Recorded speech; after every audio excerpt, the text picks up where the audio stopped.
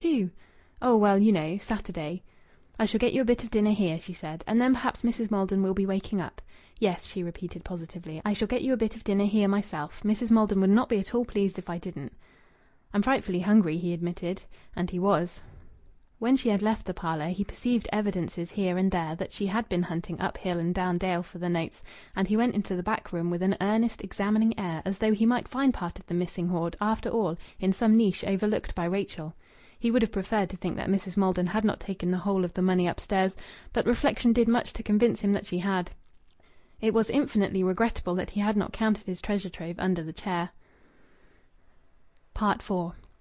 The service of his meal, which had the charm of a picnic, was interrupted by the arrival of the doctor, whose report on the invalid, however, was so favourable that Louis could quite dismiss the possibly homicidal aspect of his dealings with the bank notes. The shock of the complete disappearance of the vast sum had perhaps brought Mrs. Maldon to the brink of death, but she had edged safely away again, in accordance with her own calm prophecy that very morning. When the doctor had gone, and the patient was indulged in her desire to be left alone for sleep, Louis very slowly and luxuriously finished his repast, with Rachel sitting opposite to him, in Mrs. Maldon's place, at the dining table. He lit a cigarette, and, gracefully leaning his elbows on the table, gazed at her through the beautiful grey smoke veil, which was like the clouds of paradise. What thrilled Louis was the obvious fact that he fascinated her. She was transformed under his glance. How her eyes shone! How her cheek flushed and paled! What passionate vitality found vent in her little gestures! But in the midst of this transformation her honesty, her loyalty, her exquisite ingenuousness, her superb dependability remained. She was no light creature, no flirt nor seeker after dubious sensations. He felt that at last he was appreciated by one whose appreciation was tremendously worth having. He was confirmed in that private opinion of himself that no mistakes hitherto made in his career had been able to destroy. He felt happy and confident as never before. Luck, of course, but luck deserved. He could marry this unique creature and be idolized and cherished for the rest of his life. In an instant, from being a scorner of conjugal domesticity, he became a scorner of the bachelor's existence, with its immeasurable secret ennui hidden beneath the jaunty cloak of a specious freedom.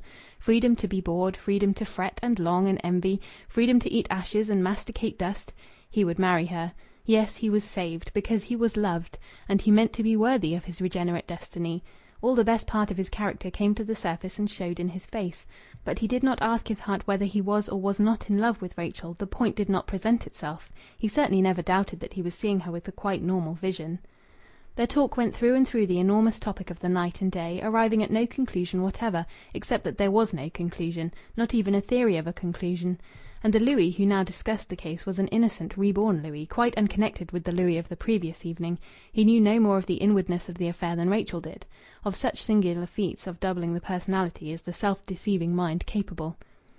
After a time it became implicit in the tone of their conversation that the mysterious disappearance in a small, ordinary house of even so colossal a sum as £965 did not mean the end of the world. That is to say, they grew accustomed to the situation. Louis indeed permitted himself to suggest, as a man of the large, still existing world, that Rachel should guard against overestimating the importance of the sum.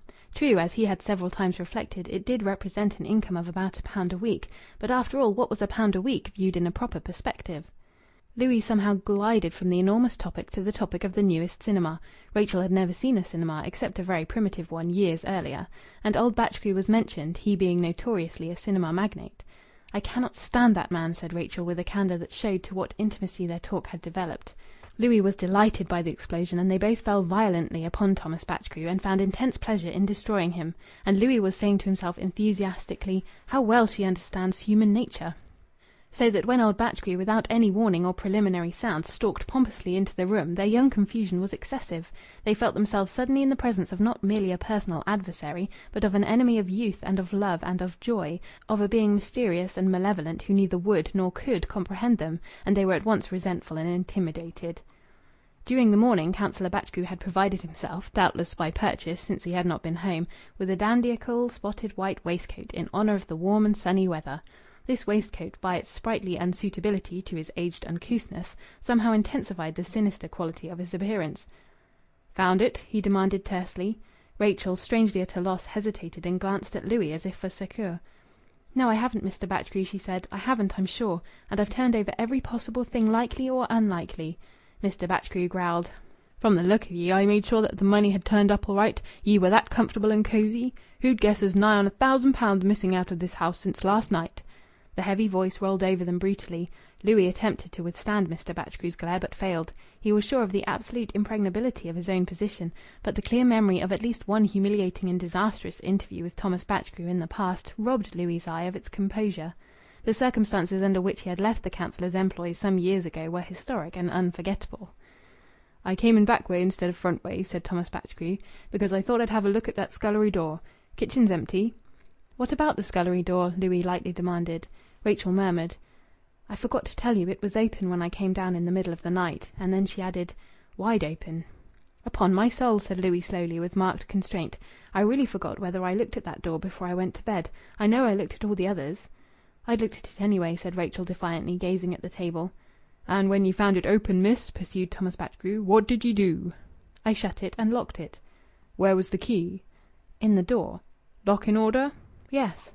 "Well, then, how could it have been opened from the outside? There isn't a mark on the door, outside or in."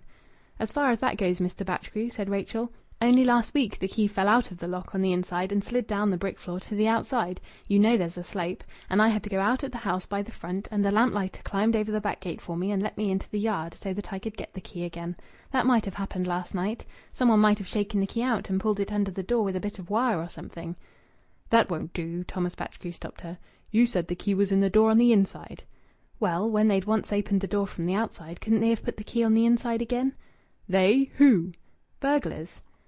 Thomas Batchgrew repeated sarcastically, "Burglars? Burglars?" and snorted. "Well, Mr. Batchgrew, either burglars must have been at work," said Louis, who was fascinated by Rachel's surprising news and equally surprising theory. "Either burglars must have been at work," he repeated impressively, "or the money is still in the house. That's evident." "Is it?" snarled Batchgrew. "Look here, miss, and you, young Fores, I didn't make much of this morning because I thought the money had happened to be found. But seeing as it isn't, and as we're talking about it, what time was the rumpus last night?" "What time?" Rachel muttered. "What time was it, Mr. Fores?" "I dunno," said Louis. "Perhaps the doctor would know." "Oh," said Rachel, "Mrs. Tam said the hall clock had stopped. That must have been when Mrs. Maldon knocked up against it." She went to the parlour door and opened it, displaying the hall clock, which showed 25 minutes past 12. Louis had crept up behind Mr. Batchgrew, who in his inapposite white waistcoat stood between the two lovers, stertorous with vague anathema.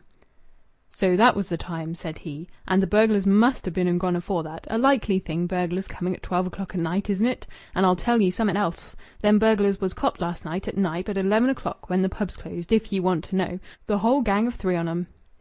"Then what about that burglary last night down the lane?" Rachel asked sharply. "Oh!" exclaimed Louis. "Was there a burglary down the lane last night? I didn't know that." "No, there wasn't," said Batchgrew ruthlessly. "That burglary was a practical joke, and it's all over the town. Denry Machin had a hand in that affair, and by now I dare say he wishes he hadn't." "Still, Mr. Batchgrew," Louis argued superiorly, with the philosophic impartiality of a man well accustomed to the calm unravelling of a crime, "there may be other burglars in the land beside just those 3." He would not willingly allow the theory of burglars to crumble. Its attractiveness increased every moment. "There may and there mayn't, young Fores," said Thomas Batchgrew. "Did you hear anything of 'em?" "No, I didn't," Louis replied restively. "And yet you ought to have been listening out for 'em." "Why ought I to have been listening out for them?" "Knowing there was all that money in the house." "Mr. Fores didn't know," said Rachel. Louis felt himself unjustly smirched. "It's scarcely an hour ago," said he, "that I heard about this money for the first time." And he felt as innocent and aggrieved as he looked. Mr. Batchgrew smacked his lips loudly. "Then," he announced, "I'm going down to the police station to put it in Snow's hand." Rachel straightened herself. "But surely not without telling Mrs. Maldon?" Mr. Batchgrew fingered his immense whiskers. "Is she better?" he inquired threateningly. This was his first sign of interest in Mrs. Maldon's condition. "Oh yes, much. She's going on very well. The doctor's just been." "Is she asleep?" "She's resting. She may be asleep." "Did you tell her you hadn't found the money?" "Yes." "What did she say?" "She didn't say anything." "It might be municipal money, for all she seems to care," remarked Thomas Batchgrew with a short, bitter grin. "Well, I'll be moving to the police station. I've never come across aught like this before, and I'm going to get to the bottom of it." Rachel slipped out of the door into the hall. "Please wait a moment, Mr. Batchgrew," she whispered timidly. "What for?" "Till I've told Mrs. Maldon." "But if her's asleep?" "I must waken her. I couldn't think of letting you go to the police station without letting her know, after what she said this morning." Rachel waited. Mr. Batchgrew glanced aside. "Here, come here," said Mr. Batchgrew in a different tone. The fact was that, put to the proof, he dared not, for all his autocratic habit, openly disobey the injunction of the benignant, indifferent, helpless Mrs. Maldon. "Come here," he repeated coarsely.